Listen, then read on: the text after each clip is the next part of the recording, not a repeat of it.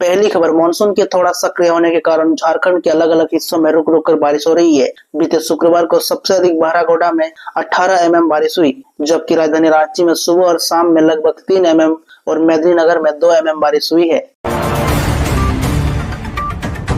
दूसरी खबर, झारखंड लोक सेवा आयोग रेगुलर 2025 की मुख्य परीक्षा 18 जुलाई से 20 जुलाई तक रांची के केंद्रों पर होगी।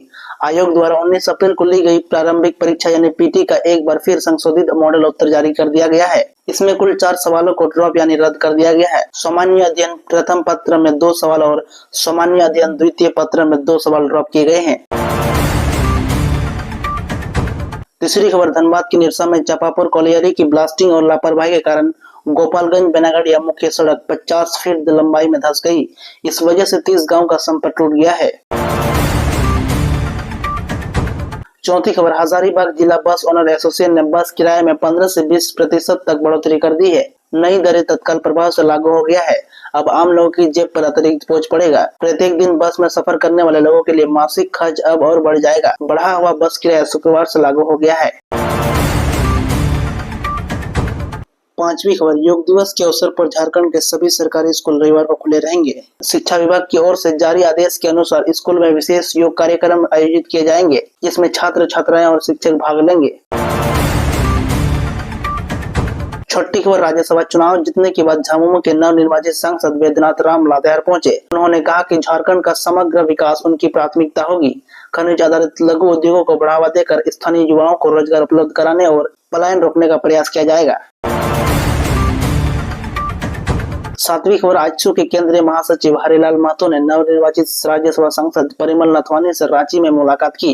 इस दौरान इचागढ़ विधानसभा क्षेत्र की सड़क, शिक्षा, स्वास्थ्य, पेयजल, सिंचाई और रोजगार से जुड़ी समस्याओं तथा झारखंड के समग्र विकास के मुद्दों पर चर्चा की। आठवीं खबर, राष्ट्रीय कृषि और ग्रामीण विकास बैंक यानी नाबार्ड के तत्वावधान में 19 से 21 जून तक आम महोत्सव का आयोजन किया जा रहा है। राजधानी के शहीद चौक स्थित झारखंड राज्य सहकारी बैंक परिसर में लगे इस प्रदर्शनी में राज्य के आदिवासी किसानों द्वारा उत्पादित विभिन्न प्रकार के आम की प्रदर्शनी और बिक्री की जा रही है।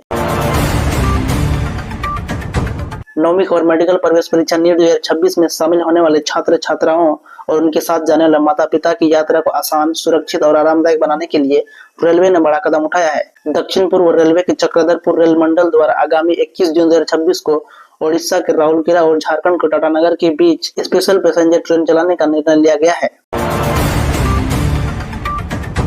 10वीं खबर, झारखंड राज्यसभा चुनाव के नतीजों के बाद स्वास्थ्य मंत्री इरफान अंसारी भावुक हो गए। उन्होंने भाजपा पर धन बल, छल और सत्ता के दुरुपयोग का आरोप लगाते हुए कहा कि हार का दुख नहीं बल्कि अपनों द्वारा भरोसा तोड़े जाने का दर्द ज्यादा है, लेकिन संघर्ष जारी रहेगा।